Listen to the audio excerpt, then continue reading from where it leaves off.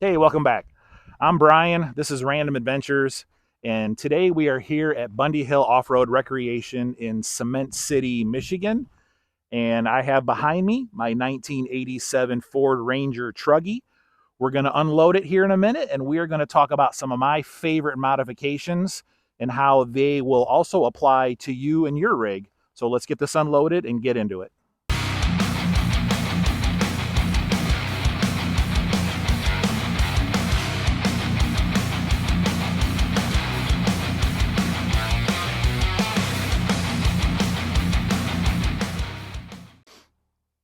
Okay, so this is the Mutt, my 87 Ford Ranger.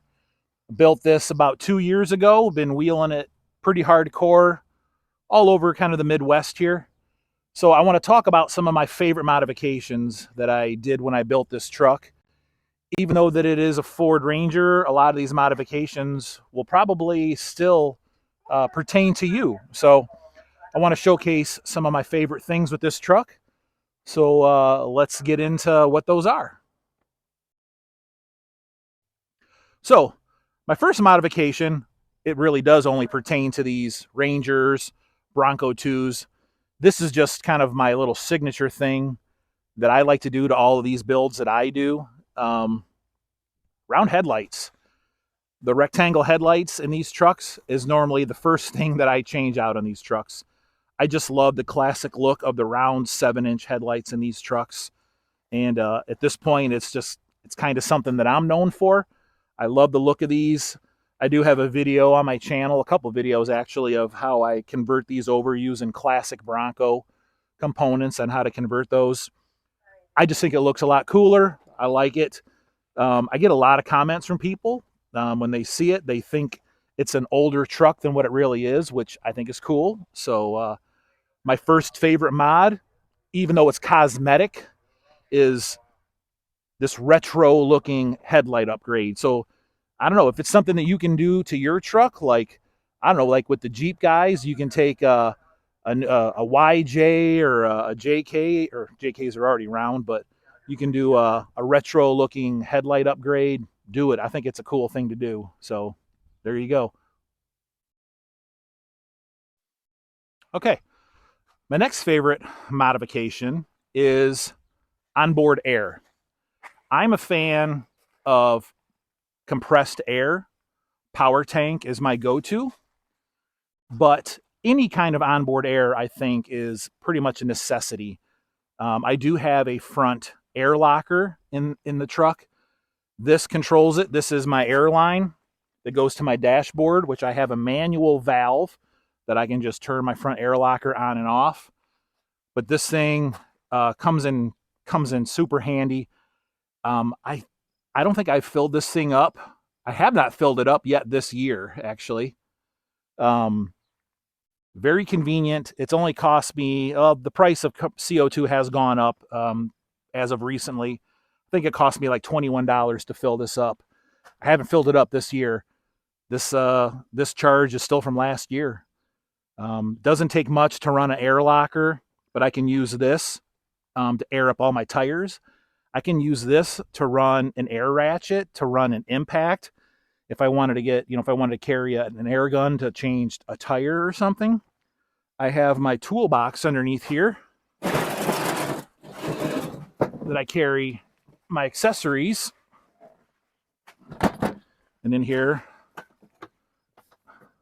oops, I locked it. Pause that. Okay, do over. Now that it's unlocked. So here, I carry my accordion air hose. This, I can literally plug it right into the air tank, and this will reach all four corners of the truck. I don't even have to take the air tank off the mounting bracket. And I have my power tank, little supply or accessory bag, tire repair kit, the pressure gauge, all that stuff. I carry a bunch of other things like Colby emergency valve stems. So I have all that. And also, as a bonus, I'll give you a little pro tip here. I carry two. This is Smittybilt's version of a power tank. These things are half the price of a power tank. They're so cheap, it's almost worth having one of each. I carry two of them everywhere I go, just in case this one were to ever go empty on me. Like if I were to ever rupture a line and this goes empty on me, I carry this one as a backup. I don't think I have filled this thing up in 3 years. I can use this. I can give it to somebody else if they want to air up their tires or run an impact or something like that. But these are a pretty good secret in the industry. I think they work just as good as the power tanks, and everything about them is about half the price. So if you get sticker shock looking at the power tank stuff, check out the Smittybilt ones because they're just as good, I think, and quite a bit cheaper. So little pro tip hack. Okay, the next modification that I'm a huge fan of is this truck doesn't get a lot of ventilation through the inside of it. So what I wanted to do was I wanted to have the doors removable. And another step above that is I actually wanted tube doors. So what I did was is I modified the original door hinges on the truck, got rid of the original pins, put them on, I guess you call these hitch pins or whatever. So these doors are fully removable now. And then I went ahead and I bent up my own tube doors. And there is a full build on the YouTube channel of how I built and designed these tube doors. And here's a really good shot. You can see how I modified a set of original Ford Ranger door hinges.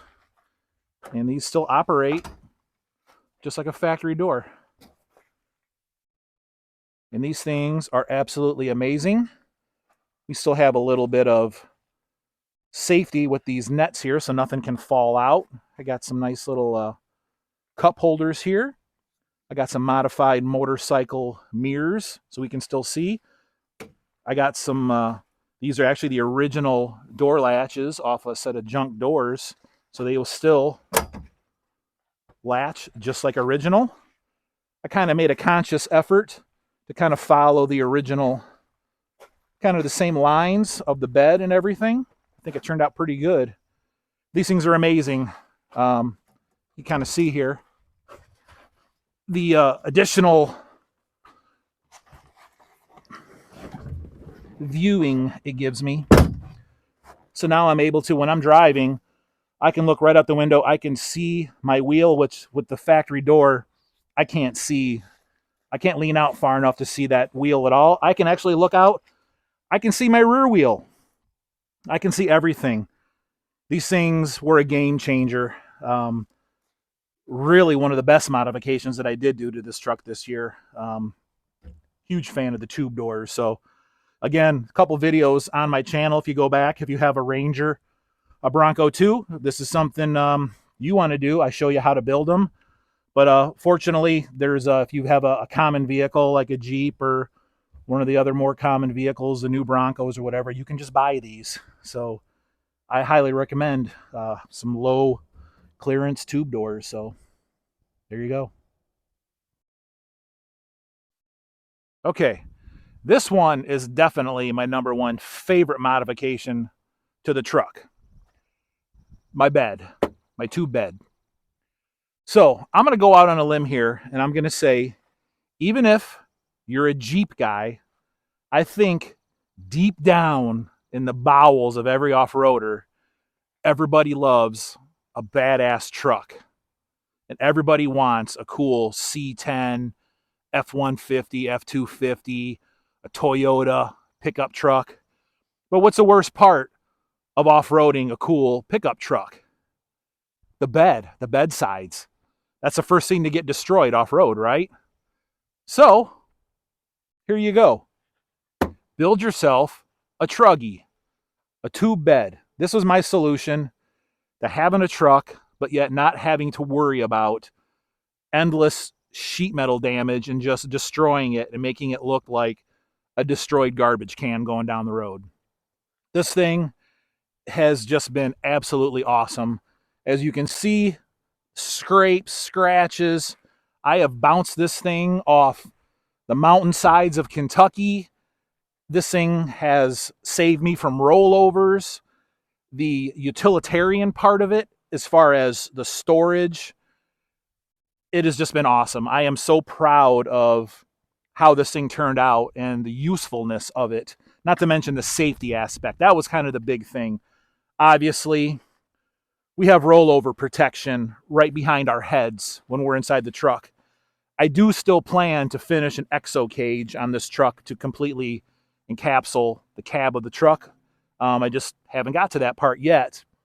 But this bed does completely remove from the chassis. It bolts on to the sliders, to the frame rail, to the frame rail, to the frame rail there. This whole bed can still come off if something were to happen.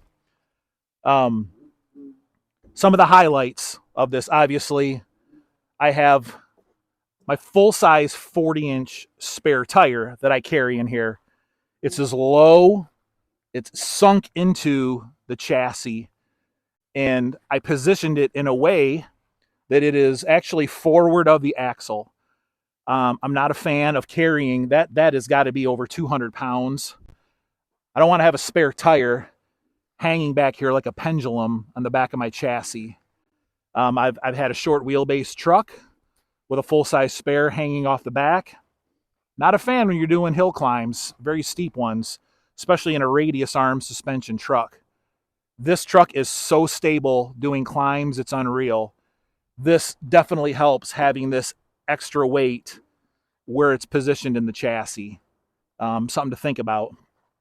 Obviously, I have fire extinguishers. I have them on both sides of the truck. So at any point, anybody can jump out. There's an emergency. Boom. Somebody can grab a fire extinguisher, whether it's for me or if it's for somebody else. This is definitely a smart thing to have. I have auxiliary lighting all over the bed, facing that way, going out this way, panning backwards. I have big backup lights there. There's rock lights all underneath the truck. I have, I'll show you on the other side here, but I have, that's basically my trunk where I keep all my recovery gear. I got to unlatch it from the other side. I'll show you when we walk around the other side. We have my chase light mounted up high. So we have my brake lights, turn signals, and then we have, we have the dust lights that I can turn on for high visibility. We got recovery points. I carry my roto pack back here, my removable tailgate. I can take this, I can mount this inside or outside if I want. The bed floor is expanded metal and it's all removable. Right there is my 22-gallon Bronco 2 gas tank. If I need to get to my fuel pump or my sending unit, it's just a matter of undoing some cap screws and I can go ahead and remove this entire bed floor and I can get to my fuel pump within 5 minutes. Not a problem. Here's where I fill the tank right there, nice and easy access. I can carry all the tools and spare parts that I need for if we're doing a trip. Obviously, if we're at an off-road park, I don't need to carry that. I just leave it back at the trailer. But if we're in Windrock, we're in Harlan, Kentucky, we're in Pennsylvania somewhere, I want to carry all my tools. I have spare U-joints, I have slugs, electrical parts, relays, whatever I may need. I carry everything with me here. And there's one more box that goes on top of that. These are the cheap Harbor Freight ones that are stackable. They lock together. I can strap them right down to the bed floor, and I can carry whatever it is that I need. So it's come in handy many, many times so far. So it's definitely been good to have. Okay, again, you can see kind of the scars from playing. Again, she just bumps and rubs off everything, doing its job. I have this is a Brennan's Garage jack that will be showcased here later. This is something I built, mounted to the cage. Again, another fire extinguisher. I have dual auxiliary transmission cooling fans set up here. This truck only has a C4 automatic, which has a very small pan, very low fluid capacity. So this thing, when it starts crawling slow, it transmission temps can get kind of hot. So this was my solution for that. Plus, I think it looks kind of cool, kind of like a trophy truck. So whatever, I'm gonna fake it till I make it, you know. So we have breathers up here for the transfer cases and the doubler. I got my little storage rack here. We mount our coolers up here. If I want to throw a chainsaw up there, I can do that. And then right here, this is my trunk. This is all my recovery emergency gear. So there's my kinetic rope, tree saver, air hose for the power tank. I have tire repair kits, speed bleeders. I carry emergency Colby valve stems, soft shackles, everything that I might need. This stays on the truck at all times. I can lock it down, stays in the truck, and whenever I might need it, it's right there. Easy access from either side of the truck. It'll slide out. So that's been very convenient having that on the truck at all times. So yeah, the bed. This has been, like I said, probably my proudest component of the truck that I built from scratch. I actually designed this at work on a piece of paper on a brake 10 years ago, and just built it all. These were kind of the first tubes I ever bent and welded up myself. So very, very proud of this. So yeah, pickup trucks, man. Don't sleep on them, man. You like some cool old C10s and F-150s and stuff. Build some Truggies, man. We need to see more of these badass trucks out there. So there you go, my Truggy bed. Okay, another one of my favorite mods. I'm lucky that I have a Ford 9-inch with the dropout third member, so it's real easy for me to run a full spool in this axle. I'm not a fan of ratcheting differentials, clutch style differentials. I'm a full spool guy. I have been forever. I'm a drag racer. I've been drag racing since I was 16 years old, and I learned the benefits of a spool very early on, and it's carried over into the off-roading for me as well. So super cool that to build a Ford 9-inch for off-roading has got to be the cheapest axle you could possibly build for off-roading. The gear sets are barely over $100. A spool is literally $99 for this. And this is a 35 spline spool. Everything in here is from Quick Performance. 35 spline axles. They're 456 ring and pinion set, and they're 35 spline spool. So I never have to worry about, is my airline going to leak? Is my clutches going to wear out? Or the ratcheting gears going to strip out? This thing is never going to let me down. It's never going to break. This truck only weighs 2625 pounds. This axle is pretty much bomb-proof for this truck. So full spool for me forever, for life. So yeah, that is definitely another favorite modification of mine. So that's it. Okay, another favorite mod on the truck is my front Yukon Zip air locker. Seems like not a lot of people know that Yukon makes an air locker. Seems like ARB is kind of the industry standard when it comes to lockers, air lockers anyway. And there's nothing wrong with them, but Yukon makes a really good air locker also. That's a couple, $200-300 cheaper than the ARBs. And this thing has been in here for, gosh, 4 years now probably. And it's worked pretty much flawlessly. As long as you got a good solid air supply. It needs, I think, 90 to 100 PSI. Again, I run a power tank, CO2 for my onboard air. I have an air line that runs to a manual valve inside the cab of the truck. So anytime I want, all I need to do is right here, lock her on, lock her off. And that's all I need to do to turn the locker on and off. Makes it real convenient to get into tight areas. I need to make a sharp turn. I can go ahead, flip the locker off, make my turn with my, obviously I have locking front hubs, or sometimes I run my slugs in the front axle. Make my turn. When I come up to an obstacle, flip the locker back on, and then we're good. We're all locked back in, four-wheel drive again. So it's been a pretty flawless setup. I had this exact same setup. I mean, the same air tank, the same air lines, everything. This axle was in my Bronco too before I built this truck, and it's still carrying on, working flawlessly. So Yukon Zip Locker, thumbs up on that deal. All right, another favorite mod, PRP seats.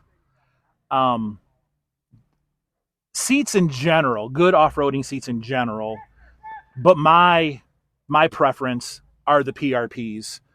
I had stock seats in my previous truck, my Bronco 2.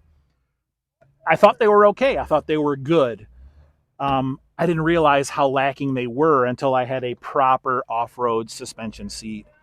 These things are absolutely amazing. Proper harnesses. I chose the RJS because they have the OEM style latches here. These are only 4 points. I just don't feel the need to have a crotch strap with these for doing the slow rock crawling. They're just super easy to deal with. These seats are super comfortable, totally customizable. My seat is actually 2 inches wider than the passenger seat. In hindsight, I probably should have just got both of them 2 inches wider. Didn't make any sense. I have plenty of room over here to do that. I didn't think I was going to, but I did. But these seats are really cool. They have this little, I call it a goggle pouch on the front, which is real nice. We can throw sunglasses. My wife can throw her purse in here, our wallets, whatever. Everything is nice and secure on the front there. That's a nice feature. These are non-reclining because it is a pickup truck cab. I didn't see the need to have a reclining seat. I did buy, this is a PRP little storage bag that's actually sold for side-by-sides that I thought would be actually work really good for, since I don't have a glove box. That's my glove box. I keep my winch remote, my tire air down valves, my off-road flag breaks down, throw everything in there. Just another little storage compartment. So we get that from PRP. And then I also have a PRP steering wheel in the truck too. So obviously, as you can tell, I'm a PRP fanboy at this point. So I do love their products. But it was the seats that brought me to them. So definitely don't skip out on the seats. I do have some back problems. I'm old, I'm fat, and these definitely make a long day on the trail a lot better. I definitely don't get beat up as bad as I did in my old truck, bouncing around on stock seats with just regular shoulder stock belts. These definitely help make a long day a lot more enjoyable. So seats, don't sleep on buying a set of good seats. It's a hard pill to swallow. They are definitely expensive, but they are worth every penny 100%.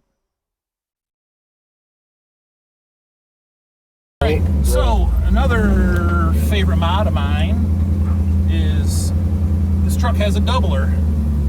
It's got a Dana 20 as a primary transfer case, but I also have a Northwest Fab.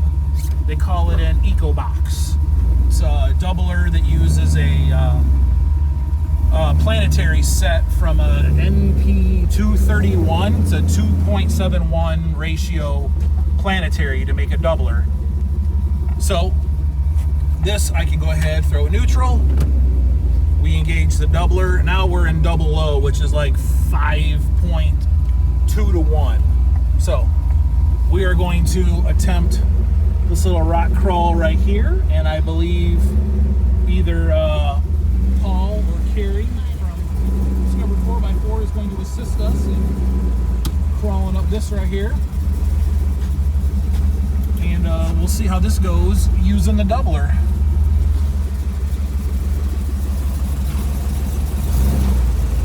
Done this obstacle many times.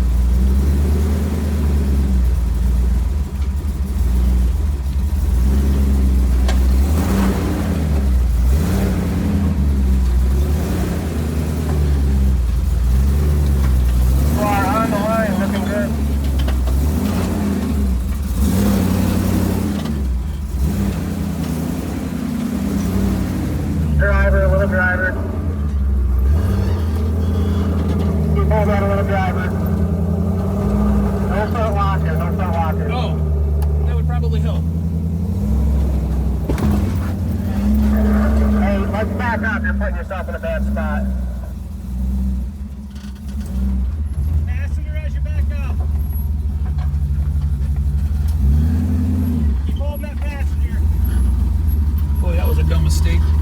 Forgetting the locker. Another 2 feet. All right, driver and forward.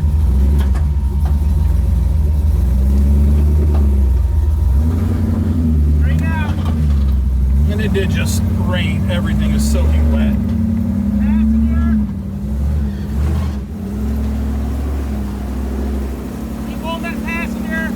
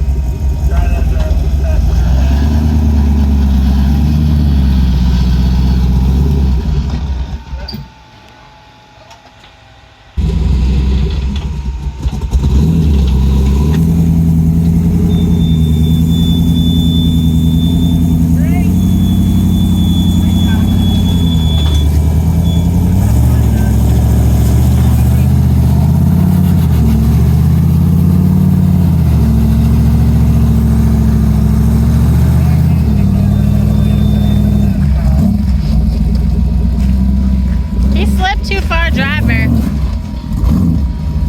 Now he's on his rear diff. Rear diff hard.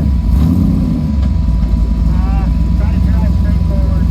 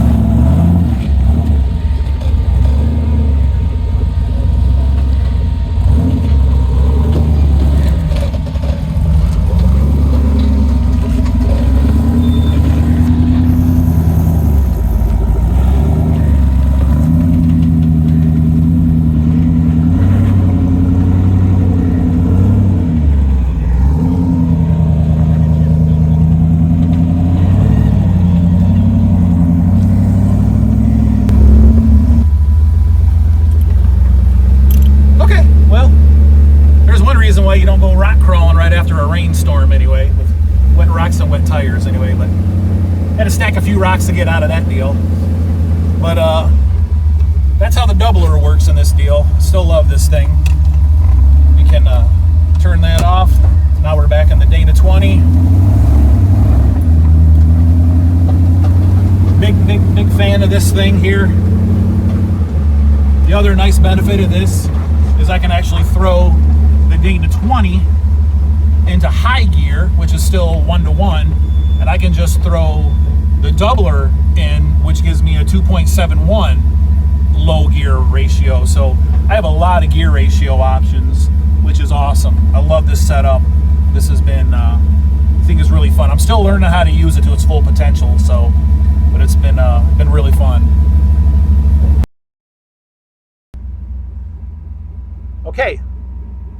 My next favorite mod is my JB Custom Fab hand throttle. This thing is pretty cool. Hand throttles are not just for stick shifts. I can turn this thing up. I can turn up my idle. And what I'm going to do is I'm going to use this. I'm going to crawl this little rock slab wall right here. And I'm going to talk you through it while Jason follows, either next to, behind, whatever he can do here. I'm going to slap this thing into double low.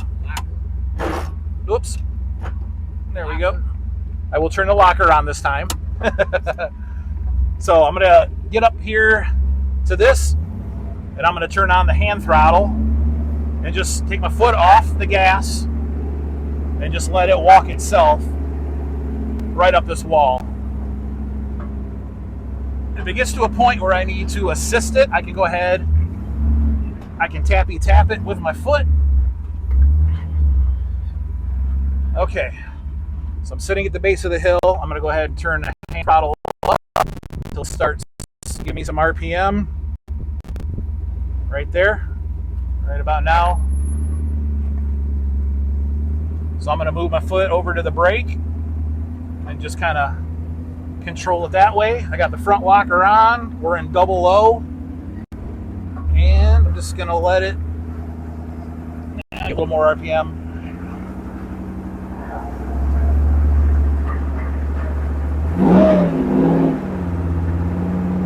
Boy, everything is wet. Come on now.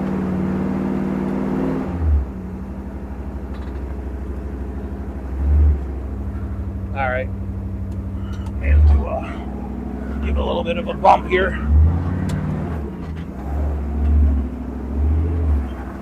There we go. Said everything is wet.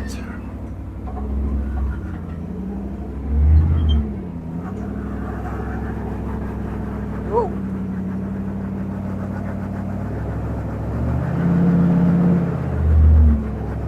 All right, I'm going to turn the hand throttle off.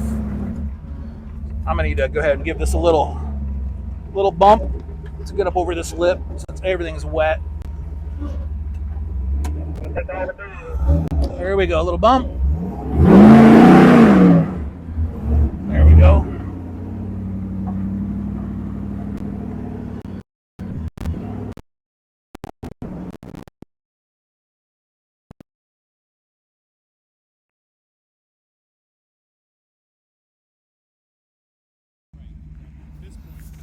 Okay, so while we're watching this again from a different angle, I'd like to talk about another reason I'm a big fan of using the hand throttles is this truck has a very powerful, torquey V8 engine in it, and the aftermarket ECU that's in it makes the throttle super touchy.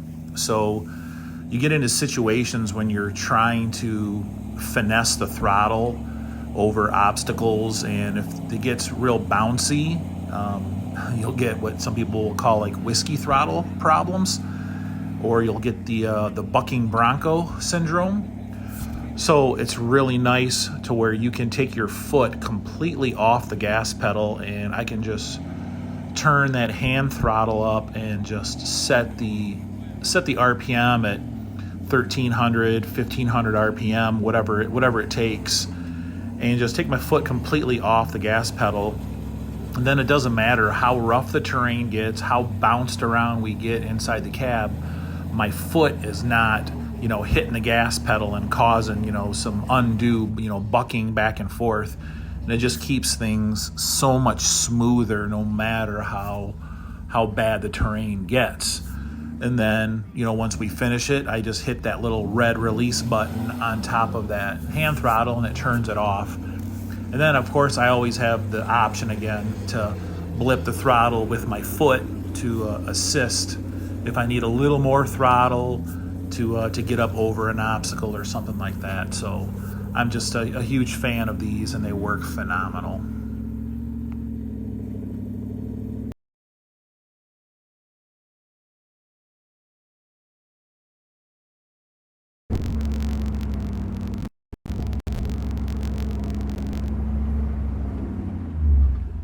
Go ahead and throw it up in neutral, double her off, and that's it. Okay, another good mod I did to this truck that anybody can do is, being this is an old truck, the heater core, I added a manual shutoff valve in the heater hose lines that in the summertime I can manually turn that valve off to cut all the hot coolant flow that would go into my heater core into the cab of the truck. That makes a huge difference on stopping all of that hot coolant coming in there and heating up the cab of the truck in the summertime, which you don't want. I also took it a step farther. I put a reproduction rubber floor liner in the truck and did a bunch of kill mat, floor insulation, and carpet jute, and actually threw another floor mat down inside here just to help combat some of the radiant heat coming up, because this truck has a Y pipe single exhaust comes down this side of the truck. So one of the big complaints from my wife was in the summertime this side of the truck would get very hot on the floorboards on this side. I also have the exhaust is header wrapped, I have DEI titanium header wrap covering all the exhaust system. It made a big difference. Also, the truck does have stainless steel custom shorty log headers from RIP Fabrication. There's a video on the channel about those too, specifically to do with these trucks. You can check that out. So that made a big difference. In my Bronco 2, I did not have none of that stuff done, and it was absolutely miserable inside in the summertime. It was like driving around in a Vietnamese hot box. So anything you can do to combat the radiant heat getting inside the cab of the truck is definitely going to benefit you. So that's another good one. Okay, back home now. Had a fun day there at Bundy Hill Off-Road. Hopefully you enjoyed the video clips of me talking about my favorite mods on the Mutt. I know a few of them were vehicles specific to the Mutt only, but I feel like a lot of them, it doesn't matter what you drive, they do pertain to the vast majority of vehicles out there. So hopefully you come away, you learn something from this. So again, thanks for watching. I appreciate it. Don't forget, give it a like, give it a subscribe. Let's start a conversation down in the comments below. And don't forget to check out Random Adventures on Instagram and my Facebook page too. So anyway, that'll conclude today's video, and we will catch you on the next one. Later. Bye.